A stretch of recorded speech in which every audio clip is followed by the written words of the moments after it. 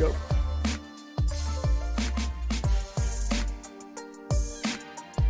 Go for it.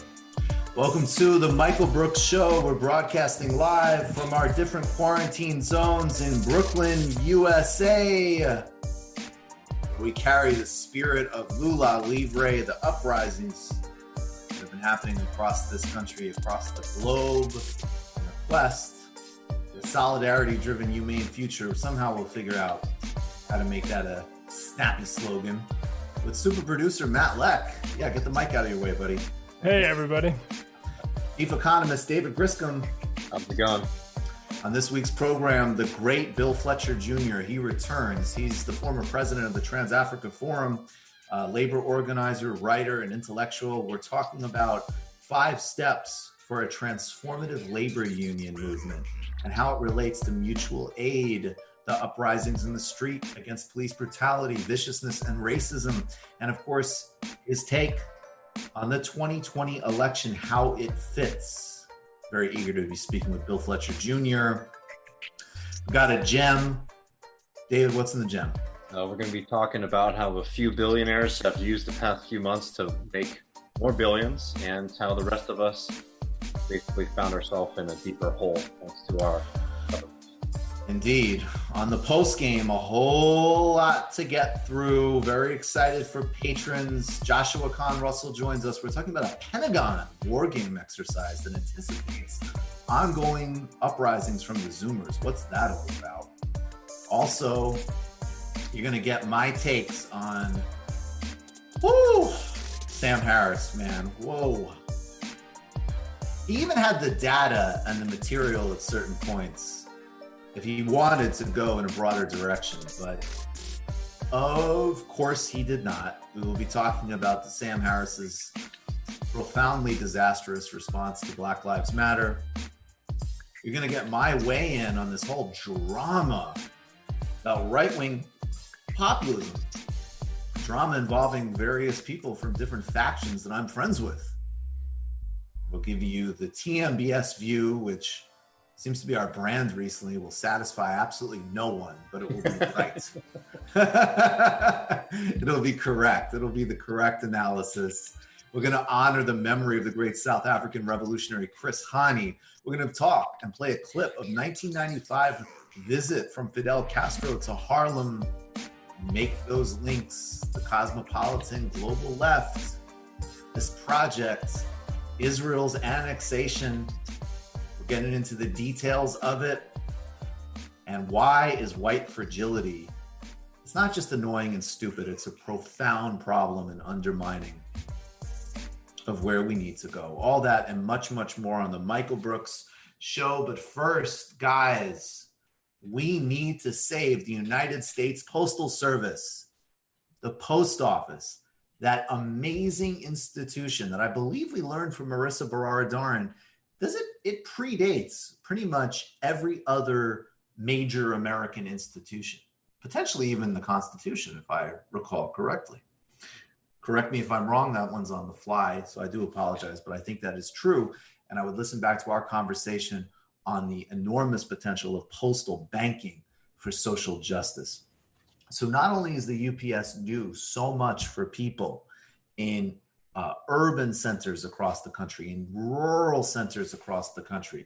Not only is it a great equalizer and a great, enormous public good, it's something that we should expand into basic banking and financial services for all, which would be an enormous benefit to the poor and working people of this country. Well, of course, something that, and also provides many well-paying, good, solid public sector union jobs. Well, of course, something that's such an unmediated public good has been at the crosshairs from Republicans, conservatives, and neoliberals for decades. Let's get one thing straight. The post office is not supposed to be a profitable company. It was developed to ensure that Americans could send mail and receive mail wherever they live, and at that, it succeeds in an incredible way. The post office was devastated by a bipartisan bill that required them to pay their employees' pension plans 75 years in advance, a standard that no other industry or organization matches. This is part of an ongoing war against workers' pensions in general, but is especially cruel given the structural difficulty with the post office meeting these requirements while it fulfills all of its daily national obligations. It's created conditions of forced austerity where post offices have been forced into selling its most valuable and appealing offices to real estate speculators. Corporations like Amazon have profited immensely from the post office's cheap rates and the most important fact that the USPS will deliver to remote areas across the country. And of course, there's a clear political argument here. Pure and simple, the Trump administration and the Republican Party that it embodies wants to gut the post office, not only because of a long-term anti-labor, austerity-driven, and often profoundly racialized war. It wants to prevent vote by mail. This has been the conspiracy theory, the ranting that you've heard from Trump and other Republicans, which of course not only fits with, again, a longer, decades-long effort, culminating in, among other things, the 2013 Roberts Court gutting of the Voting Rights Act. This also fits with the specific frenzy and paranoia Trump has as his poll numbers sink, and vote by mail is an absolutely necessary safety measure in the midst of a pandemic, which the Trump administration accelerated through its absolutely grotesque, reckless stupidity. It is an ideological crusade and a very profitable one as well. Privatization, like with all other primitive accumulation of public resources, can provide a great bang for the buck of private speculators. And let's go into more detail about how it's an attack on American organized labor. The American Postal Workers Union, which represents over 200,000 UPS workers, undoubtedly this is an attempt to smash that very same union. Over 600,000 Americans work for UPS. The company provides well-paid jobs at a higher rate than the private sector, and it has been an opportunity for working class Americans to live with fairer wages than in the private sector. And again, when we go back to Touré Reed's excellent book, which everybody please read, Towards Freedom, The Case Against Race Reductionism by Touré Reed. He talks about, among many other things, the structural and discriminatory policies targeted at African Americans that blocked their ability to thrive out of New Deal era and other middle-class building government programs, which is the reason that there was the creation of a broad middle class, not entrepreneurship or work ethics, but policy. The UPS, and it's not, of course, up to meeting the overall trends of deindustrialization, austerity, and upward shifts of wealth, but it has been an outpost of that very same power accumulation for labor and wealth accumulation for working people of all backgrounds, including those people of color who were discriminated against in earlier formations. The UPS is under attack. Trump and Mnuchin are proposing to use the COVID crisis to potentially cripple the post office, ending a crucial American infrastructure and needed service for millions across this country, and of course, urgently for vote by mail in November's election. We cannot allow the Trump administration to destroy the post office and lead us into a future where America is held even more hostage in yet another sector by price gouging corporations. And we cannot allow Donald Trump to destroy the hard-fought victories of the labor movement. I'll also just add, I don't go to the post office a great deal. I guess probably some of it's generational. I don't send a whole lot of physical mail, but sometimes I do. And I've also gone to get passports and other things taken care of. Now, is this sitting on the beach in Barbados? Is this, being at your favorite, mountain retreat or whatever your preferred vacation destination is? No, of course not. But the people who work at the post office are unfailingly, profoundly helpful, hugely giving of their time, and responsive to a whole set of needs that one might need, that they can provide. That is their job. I'm sure, like in every other experience you have of any kind of bureaucracy, public or private, experiences vary, but this myth that somehow the post office is populated by unhelpful people who just want to make your day an aggravation. Think very consciously about who that myth benefits and what that myth was based on, particularly the racial and gender aspects of that myth. It's bullshit.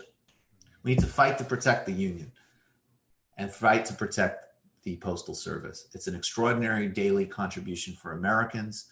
Everyone's prices will get up. Mail will not reach certain areas, and the integrity of this election will be in doubt if there is not postal voting. I think that it's not a surprising target for the right wing, but it's one that we really shouldn't allow any space for. And it's so frustrating to realize that the Democrats have been so cowardly on this for a long time that they've allowed, these artificial forces like the ridiculous bipartisan bill to make them have to pay out their pensions in advance. And, that created such a problem for the USPS that they've had to sell off a lot of their properties, which were public goods, which belong to all of us. And we're supposed to be symbols and monuments to the community, and now we're held by private real estate companies or some horrible WeWork loft, etc. Right? I mean, it's really a war on a kind of common ownership of part of society that is something that we really need to be expanding, not having to fight against, being retracted. And, postal banking is something that could be very powerful. I mean, I'm just thinking about myself when I used to work as a bartender, I'd get paid in cash, and I didn't have a bank near me or anything like that. So I'd go to the post office after the day after work. Usually I'd get out at 3 a.m. But in the morning, and I'd get a money order from the post office, which was cheaper than going to 7-Eleven or anything else because they were charging so much money for that service. Post office, I can't remember what it was, something like $1. And that was, to me, as a at that period of time, like a very low income American, was a crucial financial service because it allowed me to have access to debit cards and all those other things. Like the post office plays a very important role, and its role should be expanded. I mean, it's so frustrating to be in this situation. Absolutely. So this is something, again, it's a core fight. And it actually illustrating the importance of the post office is coming from an unlikely source here. I'd be sitting here going, I'm for government. You know what I mean? Like it really operated in a slim way. But the government doesn't do anything good. Right. Name one problem you could possibly have in your life, Joe Rogan, that you'd be like, get the government to solve this. Do they do the post office well? No. What do they do well? They do the post office pretty good, actually. But guess what? If the post office closed tomorrow, it would be all right. You'd still get mail. Amazon would pick. No, it wouldn't. Amazon would pick that up. You would have to send things through UPS. It would cost a lot more. It wouldn't, though. Competition would start kicking in, and between UPS and FedEx and Amazon and drones and blah, blah, blah, and DHL, they'd all start. It would probably drop prices because right now we've just got this artificial thing that sits there that then allows them to price according to that. But if you drop that, why is the government in that business anymore? I have 3 chickens. I've really done the Joe Rogan lifestyle here over the last couple of years. So I have 3 chickens right now. I'm going to give you a good UPS story. We ordered them. They were born in August on a Monday in Cleveland. They hatched that day. They threw them in a box with a little hole, USPS, and they showed up at my door in LA on a Tuesday. Pretty good. The USPS has been doing that for about 100 years. It's the only way you can do it, by the way. You can't order chickens through any other method. Oh, is it just USPS? Yeah. So actually, I was giving the USPS credit there because my chickens all arrived live. Yeah, they send them through chicks. Yeah. That's the only way you're buying these live chicks. That's the way you get them. You get them through the U.S. Postal Service. But you don't get them through. It's so good, honestly. It's the greatest exchange on podcast history. That one really holds up. I can't play it. Maybe we'll play it later. I just felt bad for the guy, but there's this clip floating around of Dave Rubin basically being like, first of all, and Matt, did you get my text? Nope.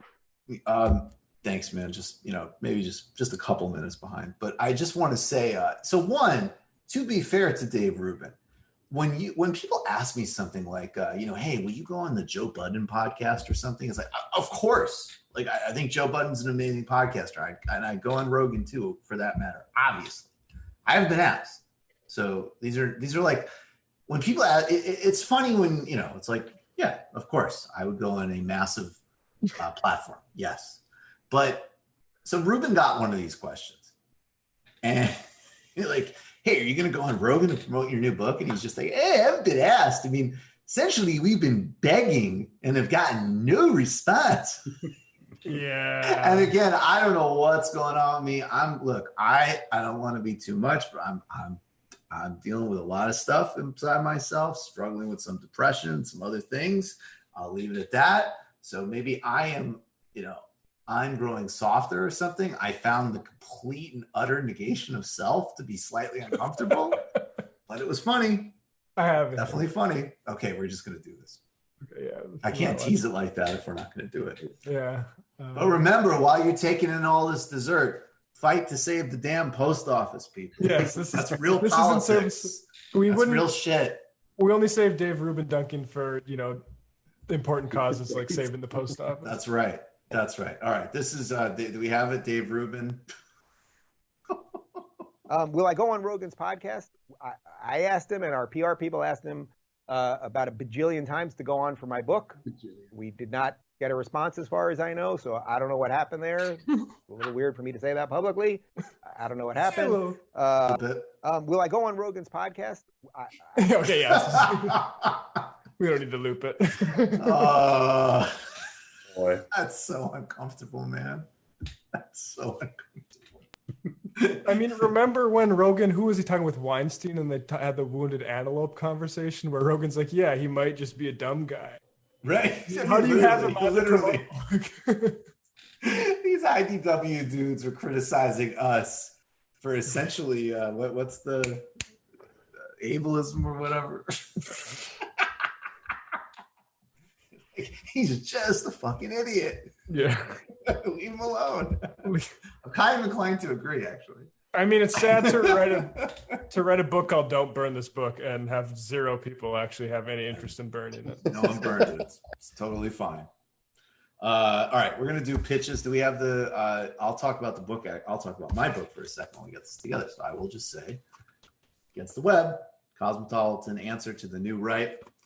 The feedback. This is selling pretty well, and the feedback's really coming in now at this point. I'm honored.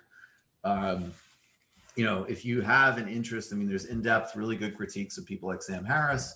Buy it at Red Emma's, which is worker cooperative in Baltimore, and buy plenty of books from them. I mean, this is a really, really great place to put your money. Please do not buy it on Amazon.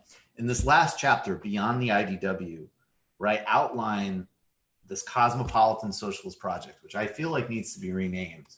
But I know that this model of global material conditions that link everybody, and then the universal aspirations that link everybody too, but grounded in genuinely global sources, east, west, north, south, every single living tradition.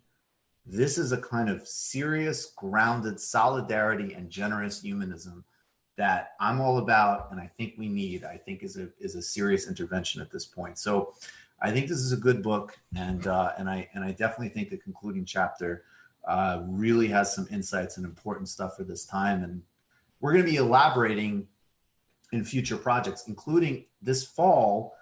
We're going to just self-publish a TMBS guide to the main themes of this show: Adolf Reed and anti-essentialism, internationalism, strategy, and a couple of other areas. All right. Do we have TMBS? And I will just say, guys, really quick, this is, not the priority, but if you want to, YouTube is not good for independent creators at the moment. And in fact, we're going to next week, we're going to start streaming this on all platforms, on more doing simultaneous streams on places like Twitter. But if you have it and you want to, smash the like button, hit us with a super chat. Two other things. I'll talk about the close for a second, and then you guys will talk about the most important thing, which is Patreon up. But let's get to tmbs.fm, where we have a new store. We have a new catalog ready. Really excited about these shirts. They're made in the United States. Mostly, if not all, at a Teamster factory. We've got the Sankara, the no coup. Maybe click on the Sankara. Got that.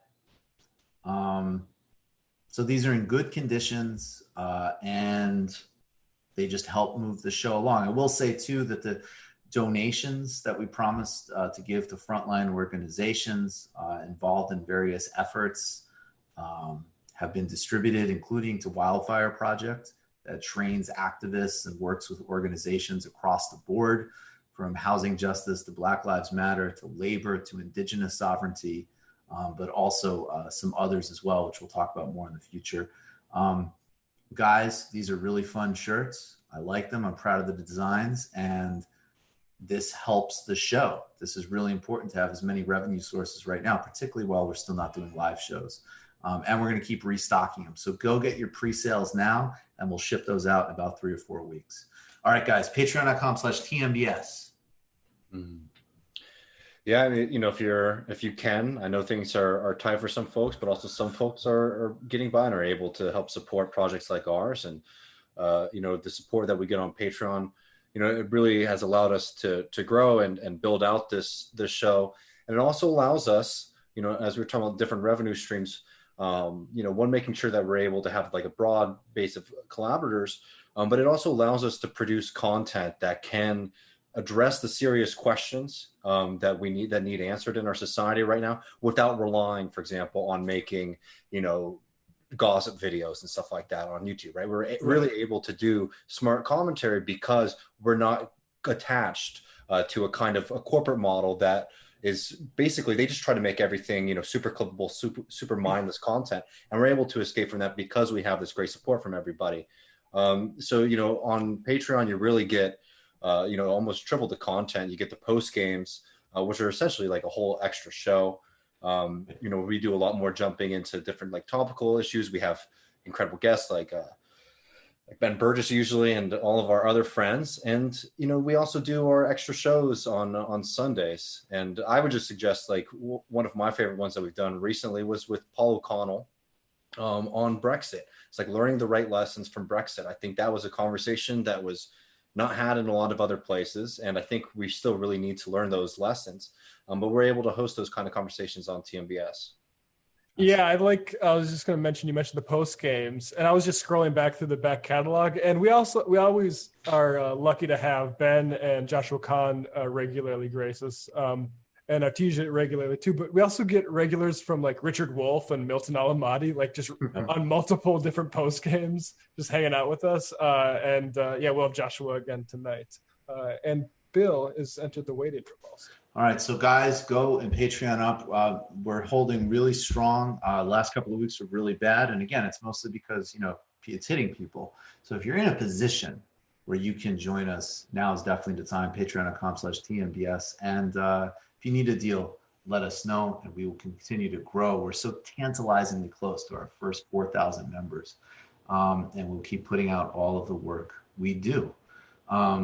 Thank you so much, both of you guys, of course, for making this happen, and each and every one of you joining us now.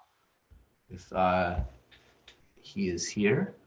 Yep, he should be joining us momentarily. Okay. This is so awkward without the break. Yeah.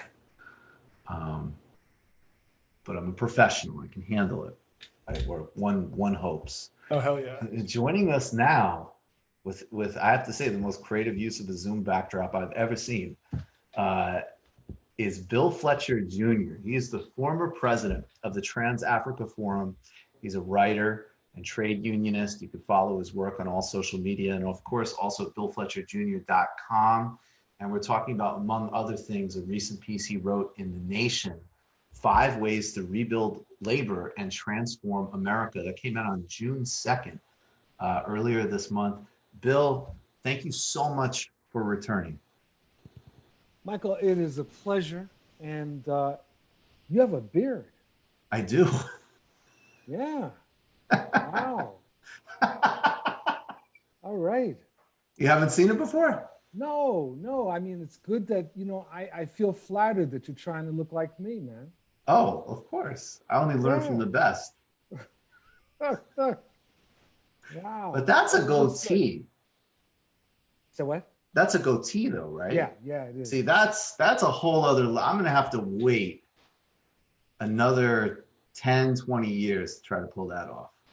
Well, listen, I've been working on this for a while, and my wife, and by the way, today's my anniversary. Oh, congratulations. Thank you. And my wife will never let me get rid of this. Never. No. It's one of those divorceable offenses, man. So she's been very clear about that.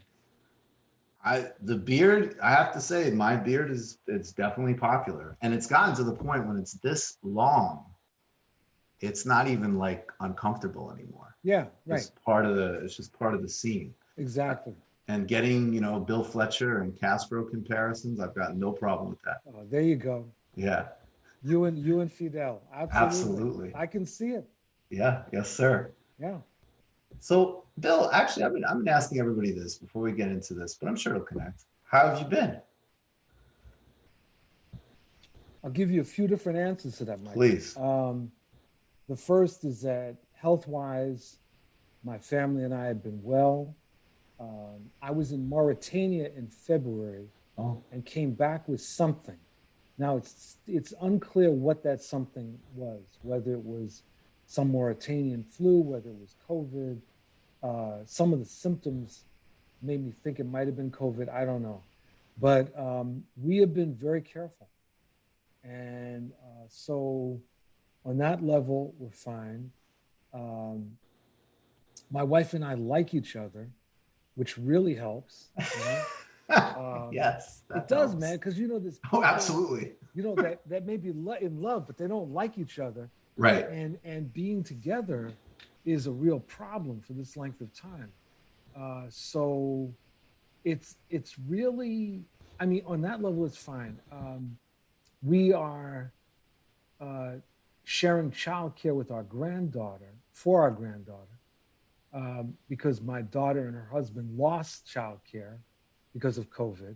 Right. And so 4 days a week we're doing that. And so that means squeezing everything else in. So that's stressful. Yes. But it's also like wonderful watching this kid grow. And she's like amazing. I know most grandparents probably say that, but she actually is amazing. So I love it. She actually is, right? Yeah. So we're doing well. And I haven't been this busy in years. I work 12 plus hours a day. Oh.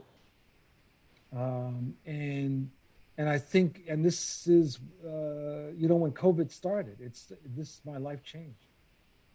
And in the beginning, in the first few weeks, everything slowed down for everybody. Right. And then everybody discovered Zoom. And all of a sudden, man, it's like, there's this like assumption that you can do, that you don't have to do anything else. So you just get on Zoom and do a meeting. Right. And I'm going like meeting after meeting after meeting after meeting. Oh, I hope you're getting a break from that, because that over Zoom time is not good. It's not. Even though, I find myself, Michael, thinking about in 1978, I was, my wife and I, we weren't married at the time. We were living together. We were in Boston. And that was when there was the very famous snowstorm that shut down the whole state.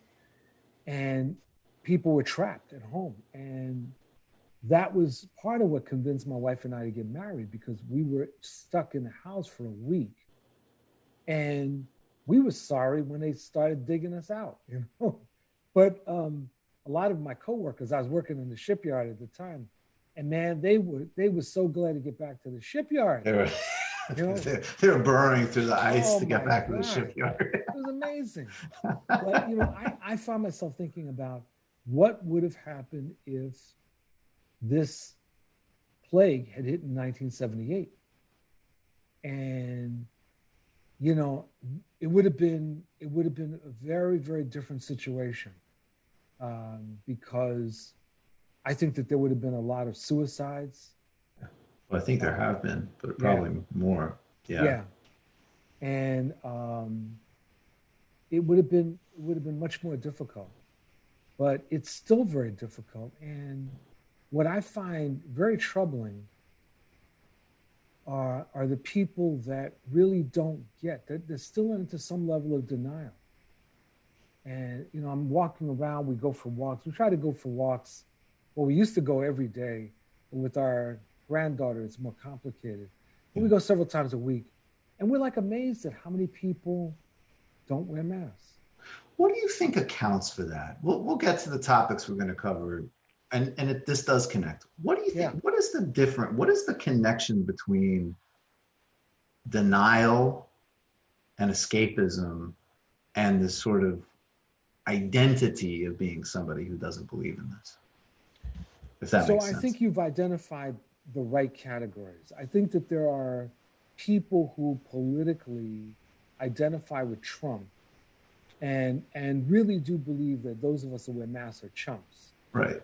I think that there's also a scientific misunderstanding that a lot of people have, where they think that wearing a mask is about protecting them as opposed to it's protecting other people.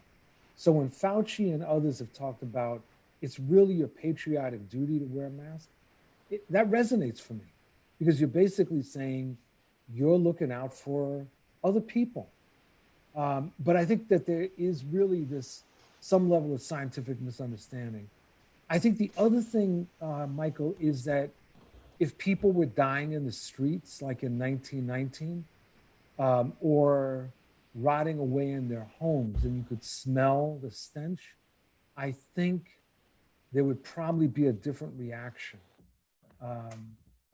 So you've got all that. Then you have this ideological problem, another ideological problem that I encountered with a very conservative member of my family, who back in March was essentially promoting a social Darwinist view of this whole thing. And that, this is bad and people are going to die.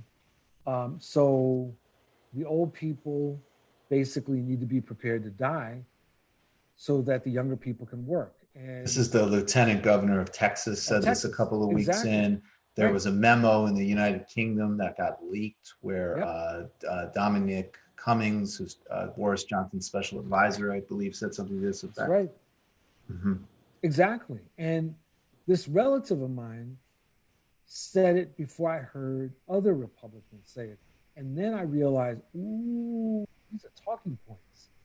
This is not just about my relative is, a smart right winger, but it's like this is part of an overall plan.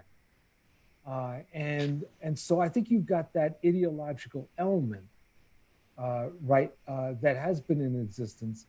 And had this not spread to Florida and Texas the way it has, I think we'd be having a different discussion right now. But when you have the governors of Arizona, Florida, and Texas in a panic, we're in a different world, man. Matt Leck, one of the guys on the team with me, said in the prep before, and I might be butchering it, but he said something to the effect of, it's a lot easier to deny something before your dad has died. Right. Or your friend has died. And, that's what's happening now in those states. And it's, it's what happened in Brazil with Bolsonaro, basically with a really accelerated version of that process. So can you connect that to, and I want to make a distinction. Mm-hmm. I think people on the left, I really do think, especially maybe because I do see a lot of a certain type of toxicity and absolutism on social media. So I think that some of the people initially that were complaining about the reopen, I think there was a small amount of them that we at least had to entertain the notion that this was a misdirected, there's no proper safety, social provision. So we literally need to work because there isn't a proper social provision. Rent is not being frozen and so on. And I thought it was very important to not just do the kind of coastal liberal, you guys are idiots thing. Right. And so I made that point. I took some flack for that. Now, at the same time, I see other people who are my brethren, everything that is anti-establishment is good. not seeing that, those reopen protests quickly devolved. Maybe they always were, but there was a complexity to them. You could read quotes from people saying, I can't pay the bill on my truck. I don't know what these people expect me to do. Right. Quickly, completely subsumed by the armed terrorism at the Michigan State Legislature, the reactionary conspiracism, and then again, the link that the Trump tweet was very coordinated with it, the money from the DeVos family. And so I'm wondering if you could elaborate, as somebody who really understands social movement and formation, and I think is very good at making these kinds of distinctions so we could, frankly, not forget everybody's humanity at a certain level and think about potential alliances. How did you sort of break that down and see that transition happen? And how important and how dangerous was it, that specific armed element of reopen? So, as frequently happens, you and I are on the same page. When these demonstrations started happening, Michael, I remember seeing on one of the nightly news programs, this woman, make this statement that I thought was so telling. She basically said, if the government isn't going to take care of us, then we have to work. And I have given a number of speeches and talks since then, and I said, what she said was completely rational. And the thing is that for us on the left, we needed to have a response to that, which some people did, which was to point out that, as Bernie Sanders did, that the government did need to be taking care of people. There needed to be a guaranteed income during this crisis, health care, et cetera, and that people should never have been put in a position where they had to put their lives on the line, like the meat packers and many of these retail workers. So I think your instincts were right. And some people on the left got it and other people didn't. What subsequently happened was part of the machinations of the right and of Trump supporters, where they saw this as an opportunity to do a neo-Tea Party. In some ways, I'd call it an armed Tea Party. And they flaunted the law and were trying to make a series of points, including one about the November elections, i.e. that they are ready for the November elections. And so the problem on our side is that we've got to understand that the right-wing populists do have this armed wing. The right-wing populists can be very influential to the extent to which they give people a target and they mobilize people. But they also can be influential because of their appeal to irrationalism. And so what changed a lot of this was the murder of George Floyd and may he rest in peace. But the movement that emerged after that really it reminded me, Michael, of the impact of Occupy. That, up until Occupy, you had the sort of predominance of the Tea Party. Then all of a sudden, Occupy changed the entire discourse. And I think that we're seeing a lot of that right now, that these protests and rebellions have changed discourse in ways that are frankly quite remarkable. When you look at the great percentage of support, well over 50%. I mean, numbers that I've seen up like 70% of people supporting the protesters. So, so I think that you have that. But the other thing is, had this pandemic declined, I think that Trump would have been trying to take a victory lap right now. Definitely. And would have used this movement as a way of emphasizing his whole notion that all of these attacks on him that have been hoaxes. He's not going to be able to do that. I mean, even if things improve within the next month, there is something, the way he has handled this crisis has not simply been criminal, it's been beyond lunatic in proportion. Everybody, I'll plug it again. Edward Luce wrote an in-depth account in the Financial Times 3-4 weeks ago, and with very, very well reported, with multiple Trump, insiders. And I think I have a lot of credibility as someone who's, obviously loathes Trump, but is not particularly fixated on his day-to-day machinations. Mm-hmm. That piece is extraordinary, and just everyone needs to read. And it's even worse than what you said. I was going to say it validates what you said. It's even worse when it's all laid out in the reporting. Mm-hmm. And it's completely not surprising. But unlike the gossip from a Bolton book, this isn't various DC whatever. This is him, willfully jeopardizing life because of anxiety about, a minute-by-minute stock market profile, basically. I mean, not even like a clinical sociopathic calculation, mm-hmm. just a completely, yeah. I was fixated on this piece. I couldn't stop rereading it. Well, I'll have to look it up. I haven't read it, but this really resonates. I mean, it's all about him. I mean, this is one sick puppy, man, and we have not seen anything like this, certainly in our lifetimes, and maybe not even back. Maybe Andrew Jackson was like this. I'm not sure. But this is, it's not just him. It's also the fact that he is enabled by people like Mitch McConnell and others in the Republican Party. When you think about the Nixon era, the Republicans ultimately broke ranks. I mean, they were getting worried. But Nixon was a different character. First of all, Nixon was smarter than Trump.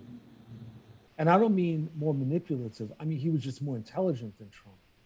And he was very manipulative,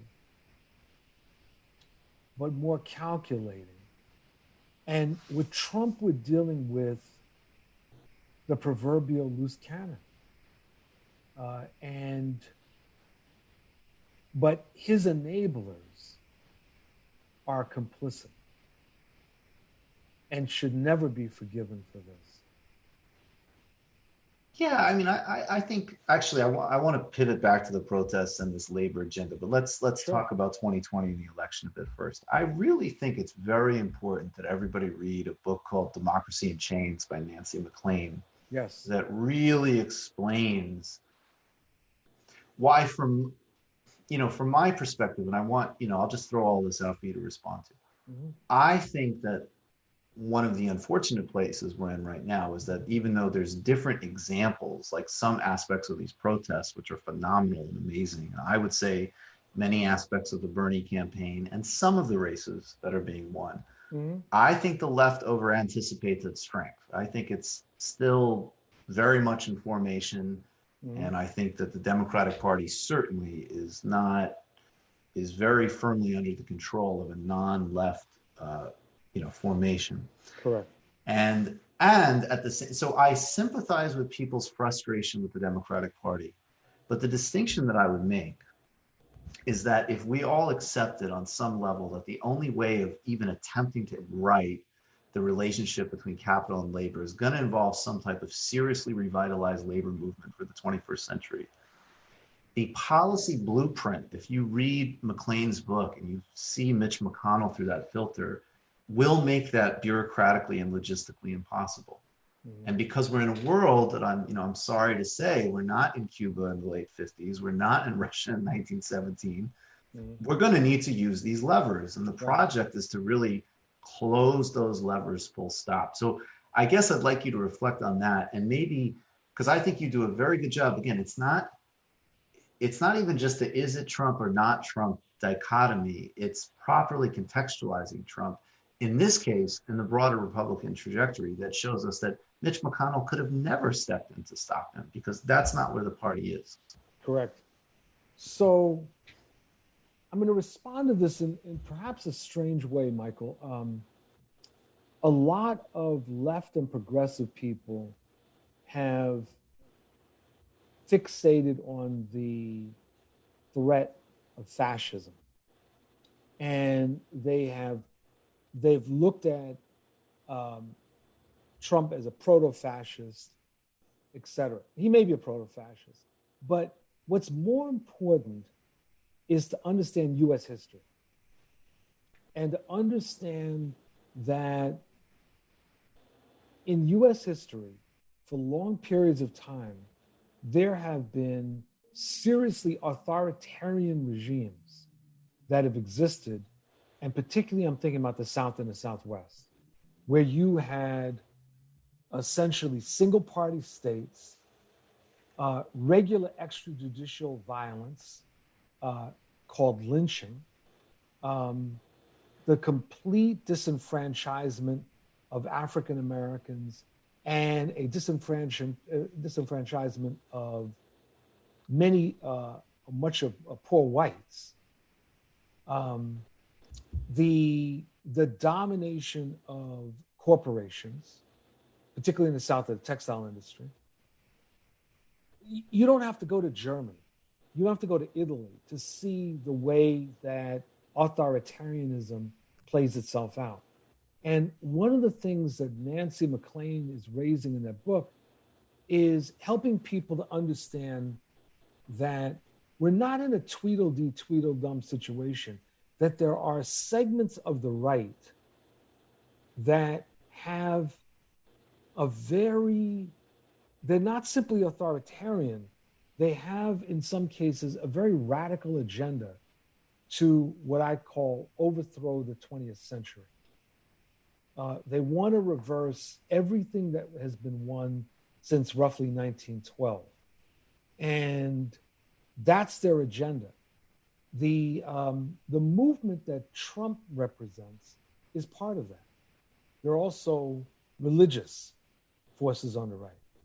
And so when we're looking at the November elections, the mistake that many people make is that they think of the elections more or less like American Idol, that you're looking at individuals who are running and you're talking about their strengths and weaknesses, whereas what we're really running against is a social movement. There is a right-wing populist movement within which there are neo-fascists who are armed. Their objective is not simply to win, but to destroy everything that we have won. And then there's some elements like the Koch brothers, or now it's just one brother, who have an objective of a constitutional convention. Right. Right. And this is very dangerous because it's not like it's also foreclosing on any wins in the future. Right. Right. Exactly. I mean, the discussions about a constitutional convention basically began in connection with taxation and the idea of a flat tax. And you had these right-wing forces that said, we're not going to win this in Congress, so we need to build up our base in order to move a constitutional convention. But over time, these forces started to expand their agenda in terms of what they wanted to do with the constitutional convention. And what everyone needs to understand is that there's been only one federal constitutional convention in U.S. history. That was in 1787. Should there be another one, all bets are off. We have no idea what would happen. But one thing that you can definitely say is that if we come out of such a convention with a United Theocratic States of America, it's not like you can go to the Supreme Court to challenge that, because the bottom line is the Constitution would have been changed. So what we're looking at is it's very, very dire, which goes to the question about labor, because labor as a social movement, including but not limited to unions, is what I continue to believe the one movement that actually can draw from different demographics and present an alternative vision and an alternative force. But it's a movement that is very fragmented right now. So, and this actually, there's sort of, let's just put a button on that. So, with regards to the election, I think the argument in the debate that I'm much more in the sort of cynical camp in is that I think in 2016, I felt much more comfortable saying, okay, Bernie really opened up some space here. We'll see. I think in 2020, I think there's numerous lessons. And you know, some of this didn't come out of nowhere for me. I always thought it was going to be Bernie or Biden. And I think the appeal of Biden is, again, it's not my candidate, but I would encourage people watching this kind of content to sort of, you know, well, not literally stick their head out right now because of the pandemic, but talk to more people. And even if a lot of people don't necessarily love the guy, I mean, first of all, you might find some people that like the guy, and you'll also find plenty of people that just want things to calm down, period. That is their exclusive focus. And I think that some people, though, are confusing the necessity of getting Trump out of office, which I just don't question. I'm sorry. It's just not debatable to me. The guy needs to be defeated. With a sort of Pollyannish version of how things are progressing in the Democratic Party, which leaves out some huge gaps in terms of how power still works. And you know what, if I could just add as an addendum on this, I'd also really like, and I think this also really implicates the directionality of the protests as well. How quick do serious material, and I would say following Cornel West, just democratic demands. You need to have a democratic, you know, there cannot be paramilitary organizations that just terrorize communities because of their race or class position. That's a very elemental democratic demand. How quickly does that turn into, you know, corporate brand initiatives? Woke nonsense, the democratic leadership's coming to America moment. And so that we don't confuse, we're real about the state of the Democratic Party, even as we need to defeat Trump. And we don't confuse, I guess for lack of a better term, I wish I could think of something better, but I don't have time, symbolic for substantive progress. That's right. Yeah. So, again, we're in agreement. I think that when you have a weak left, and when that weak left also, part of its weakness is the lack of an institutional presence in the form of organizations. What happens when you have a spontaneous eruption is that the demands of that spontaneous eruption are going to be interpreted by whoever is in the best position to interpret them.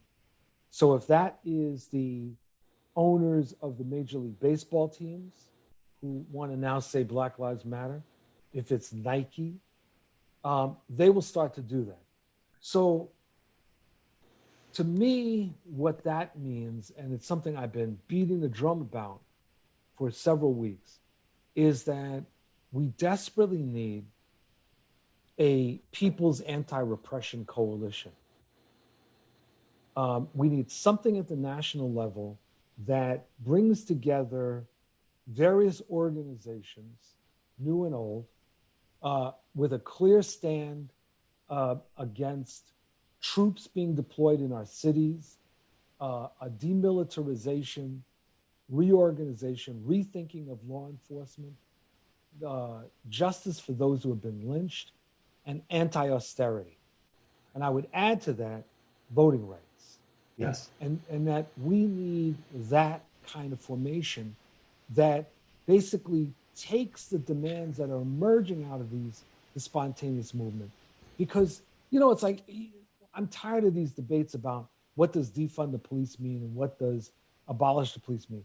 Well, it means whatever the person who happens to be articulating it means, because there is no overall leadership that is saying this is the way you define it. I have a certain way of interpreting it, defunding police, and you're not going to abolish police.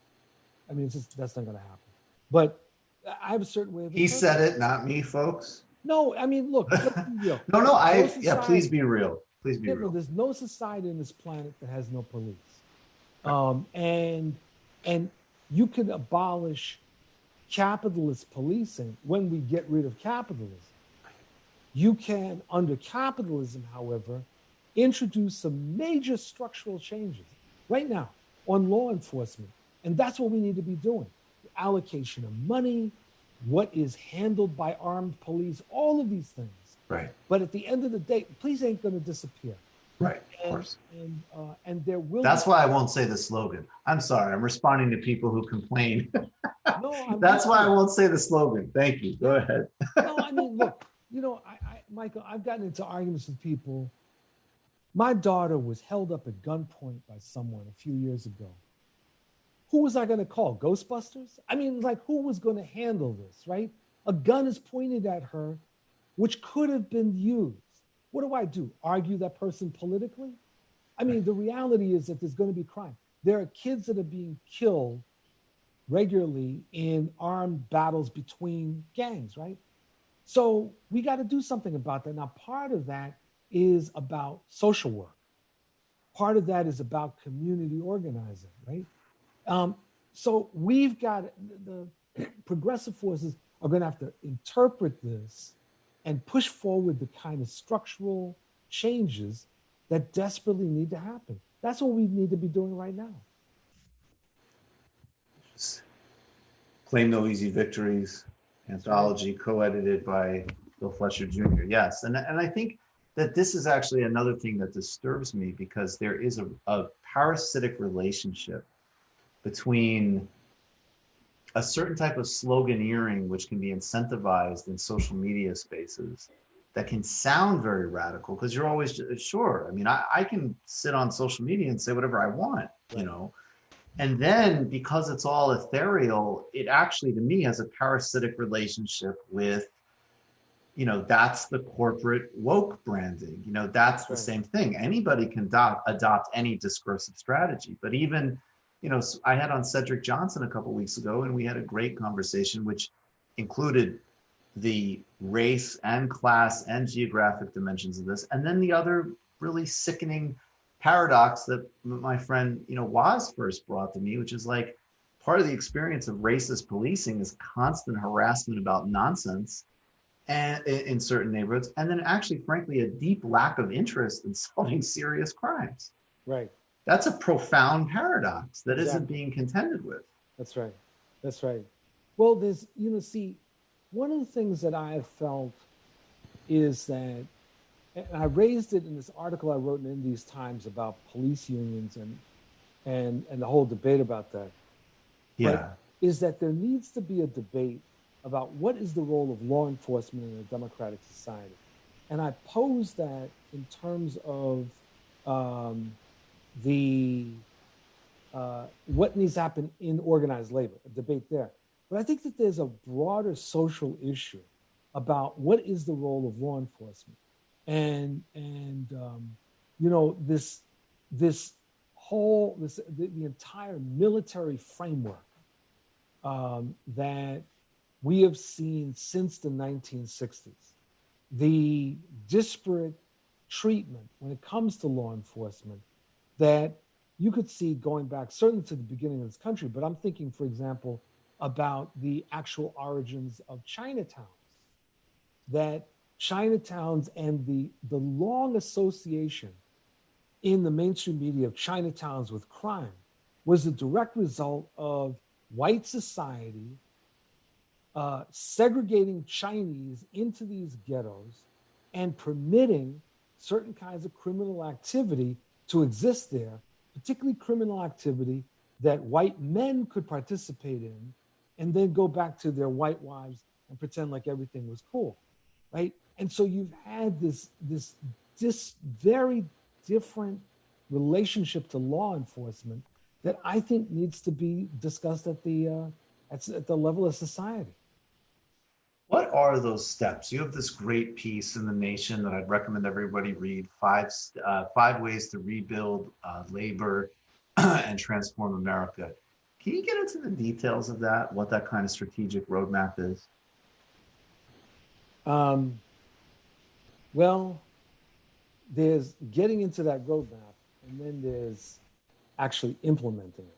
Well, right? Certainly. Okay, so, and I only raise that because, well, let's go into, so basically what I'm raising in here, in this article, is that the labor movement is paralyzed, and that in this period of crisis with this pandemic, unions have to respond to and defeat social Darwinism, because that is this, as we talked about in the beginning, this sort of overarching Republican framework for how to approach this plague.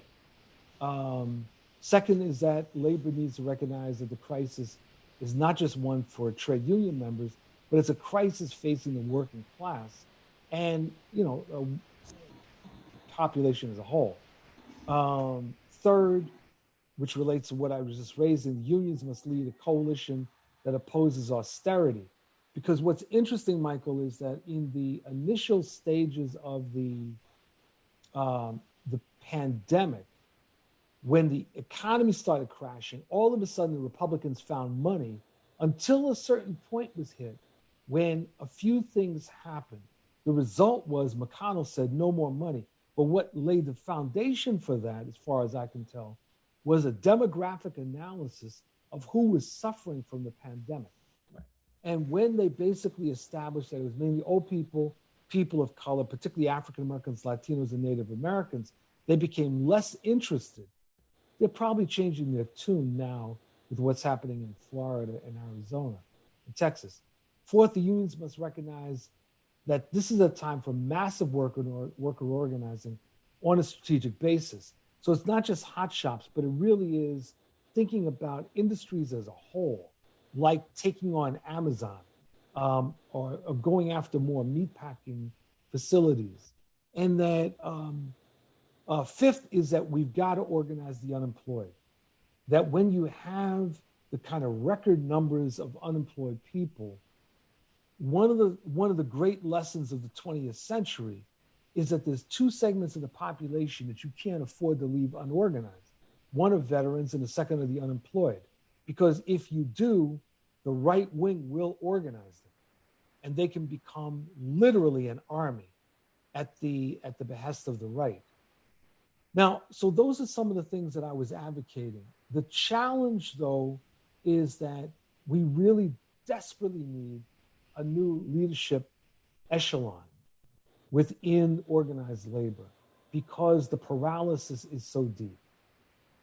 After the Trump election in 2016, the national AFL-CIO, it just went blank. There was like nothing. And they, leading into that, there had been all these discussions that had been underway about race, and discussions ended. You have a fragmentation, you have unions that are looking out for themselves. And so I think we are in a situation where we desperately need formations like Jobs with Justice, which is a coalition of unions and community groups. We need some insurgencies, Michael. There's no other way to put it. We need to toss up, we need to send into retirement a lot of these leaders because they really are not getting that this is a different moment. It's not like you can wait for the pendulum. Because here's the other thing. This assumption that many people seem to have that an election of Biden, should he be elected, that the pendulum will go back the other way. No, we should learn from what happened under Obama. That if there is insufficient pressure on these guys, they are going to go to their comfort level, just like Obama did, and try to appease these the forces on the right, and to appease corporate America, and to try to lead people to believe that there's a way of returning to so-called normality. It's not going to happen. And we on the left have to make sure that it doesn't happen. And that means from the day Biden is elected, if he's elected, that we have to be on his case like white on rice. You hear the dialectic, folks, between there's get rid of Trump and there's no Pollyanna scenario about changing poll numbers, so now we're all progressive or anything like that. There's a hell of a lot of work to do.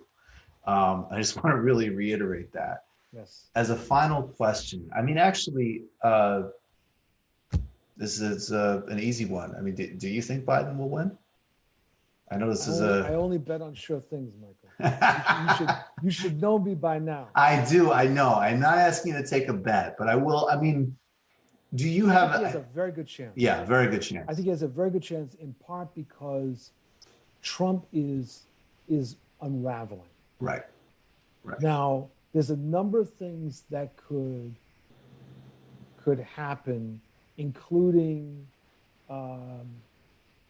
people could make the mistake they made in 2016 of assuming that Trump will be defeated and then stay home.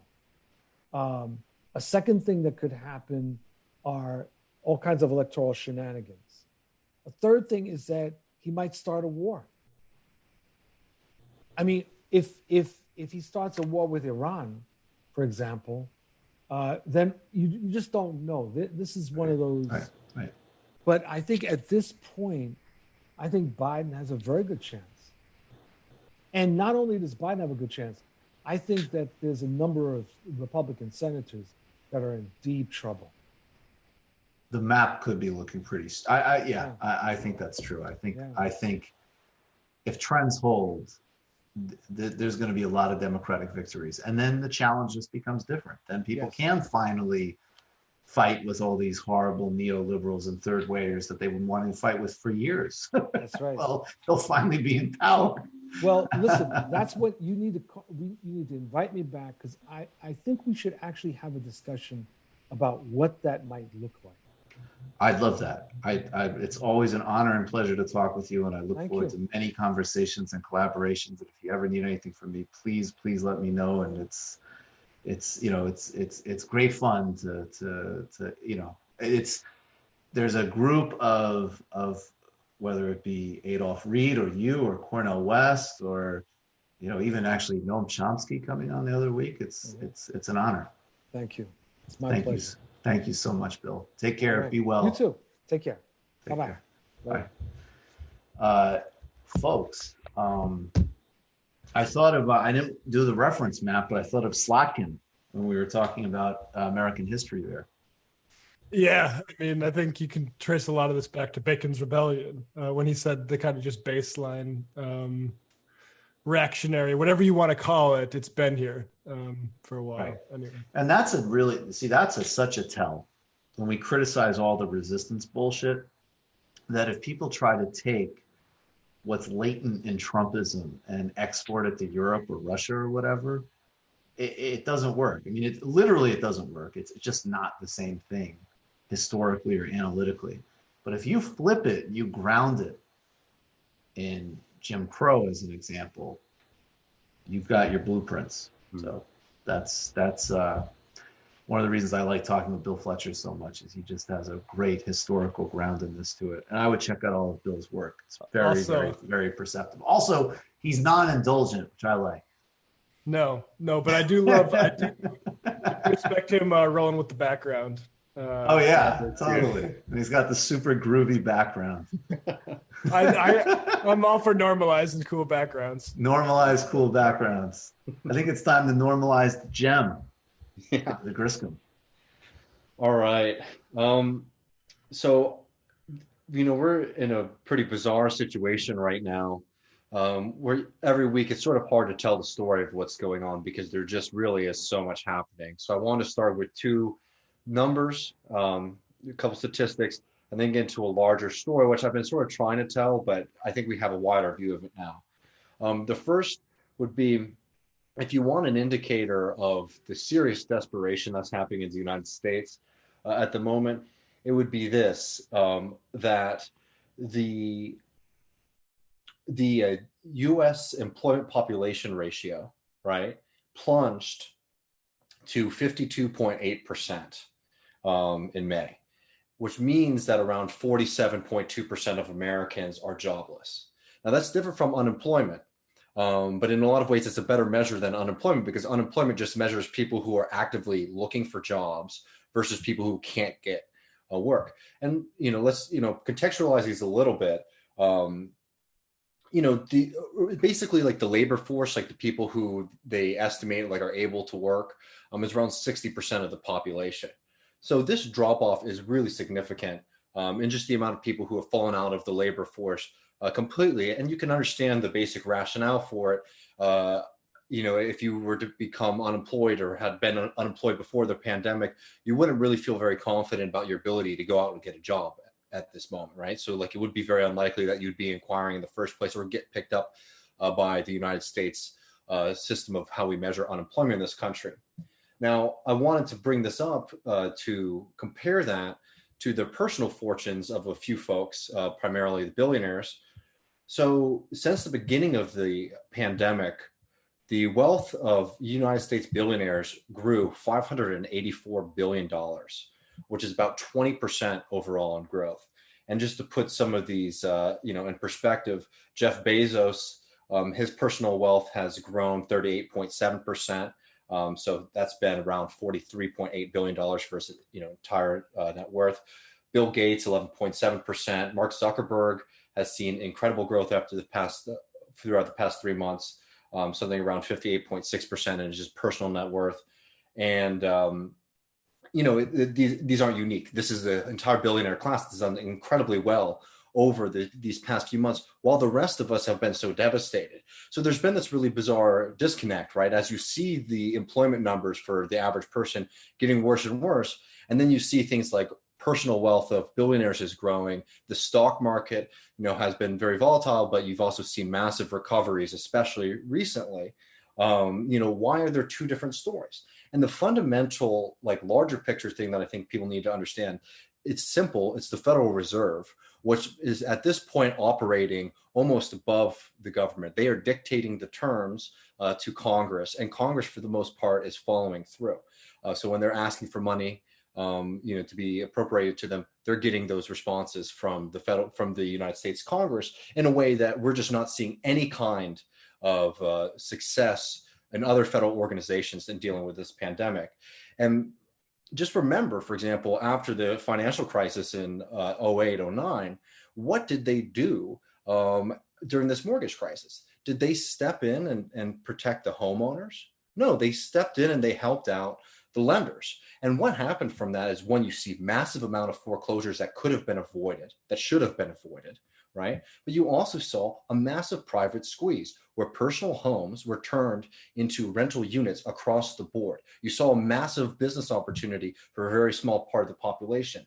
And I highly suggest Robert Brenner has a piece in the New Left Review that just came out, and I believe it's unpaywalled, called Escalating Plunder, which really breaks down the Federal Reserve's actions over the past few months and how exceptional it is. But I really just wanted to, hit a couple of the points that he highlights on it. Fundamentally, what's happened over the past few months has been the Federal Reserve acting very aggressively. But one of the most consequential actions that the Federal Reserve has taken has been getting involved in the corporate bond market.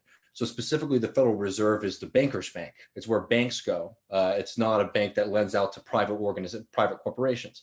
Well, the Federal Reserve has fundamentally changed that dynamic over the past few months, and it's been buying corporate debt in primary and secondary markets. Now, just rewind a little while ago. Last year, we were talking about the explosion of corporate debt.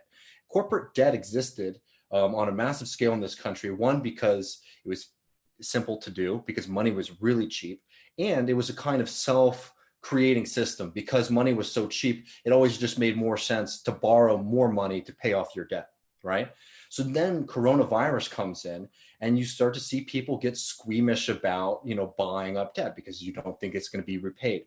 Well, the Federal Reserve steps in and not only picks up a lot of it itself, but by basically stepping in such a large way, it sort of settled everyone's fears, because the Federal Reserve essentially was telling the business and investor and the corporate class of this country, no matter what, we will do everything that we can to make sure that your bottom line is okay. And remember that when we're talking about, these corporate bonds, there are two classes, which have a similar interest, but also have, opposition. One being the corporation itself, right? So the corporation needs to have, people buying their debt so that they continue to function, and also the lenders.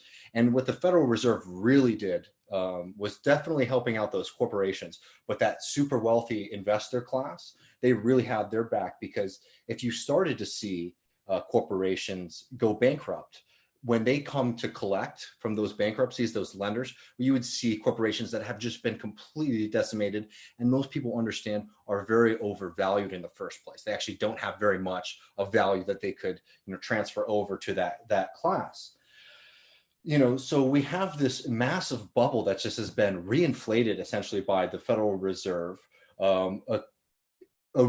a double move basically to really entrench the system of debt that was really always going to create a problem sometime in the future. And now the Federal Reserve has basically taken this very strong position that has said that this is going to be the system for a very long time, and has massively expanded the role of the Federal Reserve in the private economy for the benefit of this small class of people. So we really are entering into a system where these the wealth of the few is still predicated on the exploitation of the many, but there's a buffer in between them that is the United States system, the Federal Reserve, now saying we're going to socialize the credit and your debt to make sure that you can withstand any shock. So that even if there are things that happen in the real economy and the productive economy, you will be sheltered from them because we will step in and block that. I think that being said, it means that we have to be more radical and creative in our organizing. I think what Bill Fletcher Jr. was saying about, for example, starting to organize the unemployed is something that the first statistic that we said at the beginning is something that we need to be looking at, because those people are a part of that system. That's why a lot of these corporations, when they got this extra money, they just laid people off, because they were basically understanding that they could survive on the debt. And then if they didn't have to pay wages to people, they do better in the short run. The system is fundamentally broken, but it is being insulated by our collective government, something that should be working for us, by a system that should be working for the people in general. But we have two managers of a cartel system, the Democratic and the Republican Party, that are willing to do everything they can to maintain the exploitation of the many by the few. It's something that's very unfortunate to realize, that these power structures are very much against us, but we can't have any illusions about, one, the role of those political parties in this system, and two, just the exceptional growth and power that the Federal Reserve has been able to achieve for itself over the past few years. And it's something we need to be very radical and real about what its function is in a democratic society. Yeah, you saw all the anxiety about the expanded unemployment benefits maybe hurting somewhat the ability to coerce labor in this country. But the good news about the organizing the unemployed is that we have just giant lines of them in this country. No, that was one of the most incredible images that we've seen in a long time. I mean, how can you look at that and say that we're not in a Great Depression right now? Yeah. I mean, it's clear. And the only difference between this and that original depression is now we have a very sophisticated system that is maintaining the privileges and the power of the wealthy and the elite. Yeah, I 100%. You guys are just right on the money. But that's one of the things that's very dangerous and concerning about the time we're in is that we can't think theologically, basically. Like, yes, like capitalism has revealed a lot of contradictions and even just a lot of trends that Marx predicted with a pretty extraordinary amount of precision. We can see these patterns, but the system is also adapting. The system is also evolving. And as we get into, really just an unprecedented concentration of power right now. There's no, this is again why actually Marx isn't teleological. He sees trends in base and superstructure, modes of production spill over and have a reciprocal relationship with social arrangements. And there's a certain, there's different dynamics in a feudal society versus a capitalist society and so on. And it's leading potentially to a more democratized society in all spheres. And you could even see that. Some of the waves of technology, right? Things like Free Software Foundation is a small example, but there was models of doing tech that wasn't locked down, wasn't proprietary, wasn't creating artificial scarcity in what really is, informational and technological commons. These systems are updating themselves very aggressively. So, people need to be attuned to that. And I think this also relates to this conversation about the uprisings and which way they go. And I love what Bill said, which is like, demands get to mean what those who have power get to say they mean. And, the really simple argument, which I don't even understand was an argument, the really simple thing was, is it good that people are out on the streets uprising against police murder, racism, brutality, class structure? And I agree again with Cedric Johnson. I think especially things like going into grocery stores and getting toilet paper and stuff like that, I think definitely represented, like he said, the Trump bread riots. Like, we're in a Great Depression, we're in a pandemic. There's no proper social infrastructure for people in an already obscenely brutal and deeply unequal society. And we see now, the state of play is really clear. There's some local initiatives. There's some work of like Kshama Sawant on banning particular methods of brutality. De Blasio's come forward with like a small cut and redistribution. Minneapolis has done that thing that grabbed a lot of headlines, but frankly, just to be blunt, I'm deeply skeptical of that process. I'm extremely wary of what that yields. And then, and again, you see this, like if you're unfortunate enough to be on Twitter, you see this every second, a new dumb initiative from some, like this Golden Girls episode is pulled off, and an activist will quote tweet it and say, right, can we get to defunding the police, please? And, in the current political climate, the current economic climate, unfortunately, the answer is no, because that is not the governing consensus. And that's why you're, even seeing certain decisions, which are just austerity and budget cut decisions, all of a sudden framed as BLM decisions. And it's a complete grotesque bastardization of what people have risked their physical well-being for. But it's also, again, why, going back to William Shockey, you need to go to the class and base dimensions of these things, because if we don't, we're not going to get a grip on basically just the big picture distributional trends. And, and that is underlined by David's report that right now is not an emergency for corporate America and for oligarchy. It's an enormous opportunity, and it's being taken. And that's where the main action is. But even in that, like, I think, one of the fundamental, not to use like a a $2 word or anything like that. But one of the big political questions that you're hitting on is like what people call mediation, right? Which is like where there's like a political demand or political movement, and then like what is the governing body, what is the force, whatever, that gets to basically say, okay, here's what's being said, here's what it actually means, right? That's a really crucial, political power that has been dominated for a long time by our enemies. Even talking about the Federal Reserve, there are when people are getting really upset, for example, about the Federal Reserve stepping into the bond market. You'd have all these kind of wonky guys who say like, well, actually, it doesn't mean exactly what you think it means, and this money isn't being printed and given to them directly. All this kind of stuff to make the truth very unclear.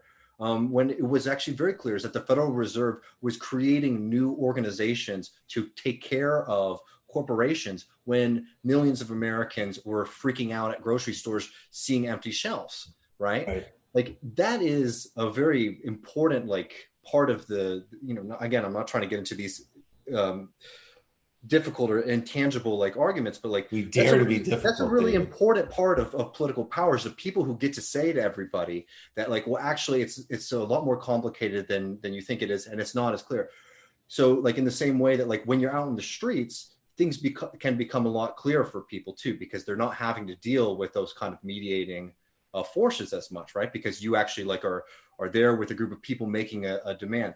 And the real difficulty and the frustrating thing about politics is basically getting consensus with those people in the streets and building those movements. I don't know. This is also why fall through the trap of going into well, everything's so complicated, and then we tie ourselves into knots of inaction, right? We're not saying that. What we're trying to say is that things are really complicated, and there's people who are trying to make them.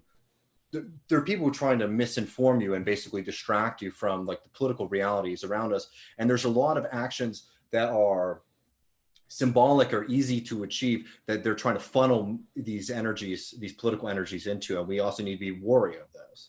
Absolutely. And another big distinction, actually, while I'm saying these two things, can someone find Keir Starmer talking about BLM? It should be all over Twitter, because it's exactly what you're talking about, David.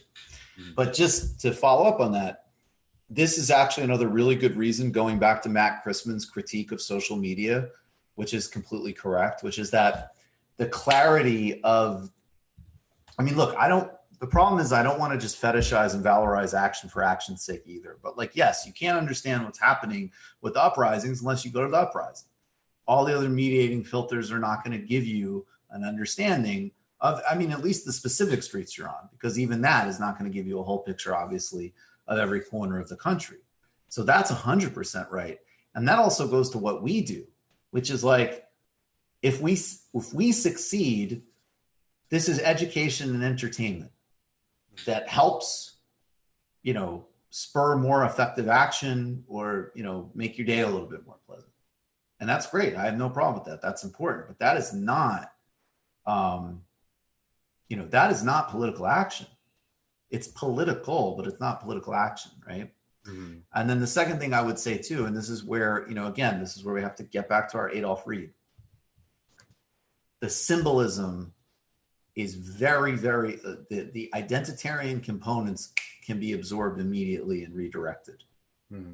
Going out and saying, whether it be we have a pandemic, we need single payer healthcare, we need to have, a wealth tax, we need to claw back every single thing that Jeff Bezos has gotten, and it needs to be redistributed across the board.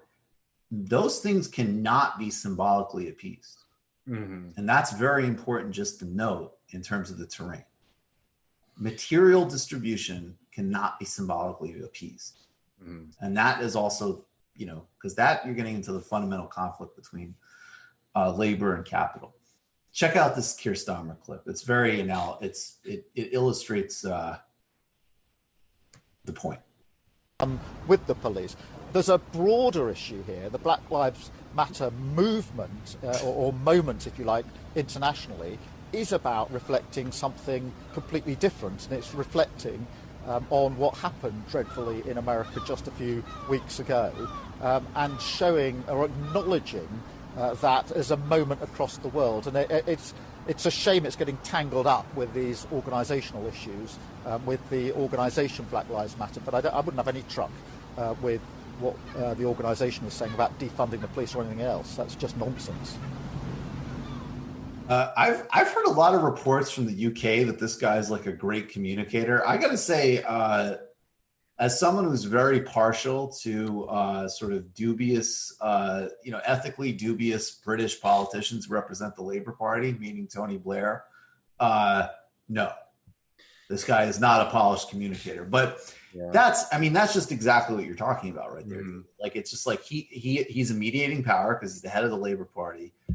He just completely disgustingly and arrogantly dismisses core demand and then goes and just blows the whole thing up. Yeah, exactly. Like, it's just, obviously the core policy demand, that's stupid. I'll dismiss that. What it's really about is what happened over there. What happened over there. So I won't even get into the potential small scale reforms we could do here that might parallel it. Guess I was in London in 2011 when the Tottenham Riots happened because of a police killing a guy.